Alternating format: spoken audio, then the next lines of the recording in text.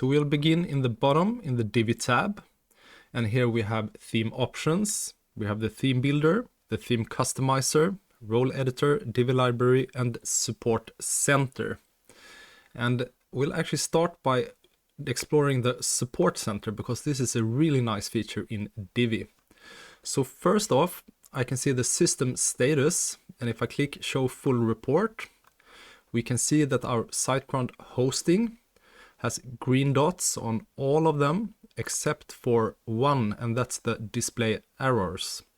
And this is a technical setting that you will not need for your website, and we do of course want all green dots here. So we'll begin by fixing this small issue. And to do that, I will log in to my SiteGround account. So I go to siteground.com and I click login to the upper right. And I type in my password.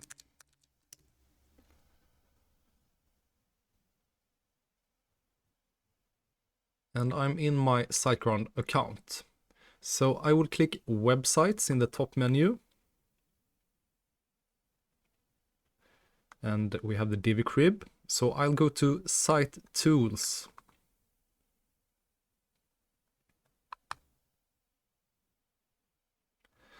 And there we have the left hand menu. And I go down to the devs tab for development.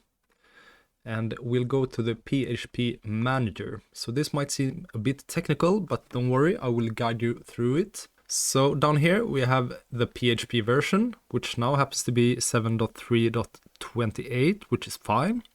And we'll go to the PHP variables tab. And it's in this long list that we will find the display errors setting. So there are a lot of settings here, so I will click this funnel and I will type error and close it. And now we can see the display errors line here, and we can see that the value is on. And if we go back to the support center, we should set it to off, which is 0 when you're talking code language. So we hit the pen to the right of in the display errors row, and we say no instead of yes and confirm. Success. Okay. So if we go back to the Divi Support Center and we hit refresh, we can see congratulations, all system checks have passed. So if we look at the full report, we can see that we have all the requirements for a fast, smooth, and secure experience with Divi. So you can check back here every now and then just to see that you're up to speed. If we browse down, we have the Elgin themes support, and this is really nice. It's included in your Divi account, so you can chat with the support 24/7. And you can also grant the support remote access, which is also really nice. I cannot activate remote access right now because I have not entered my license key in the Divi theme option settings. So that's something that I have to do first, and we will do that in the next step. Otherwise, you also have some documentation here and some help. So that's also nice if you get stuck.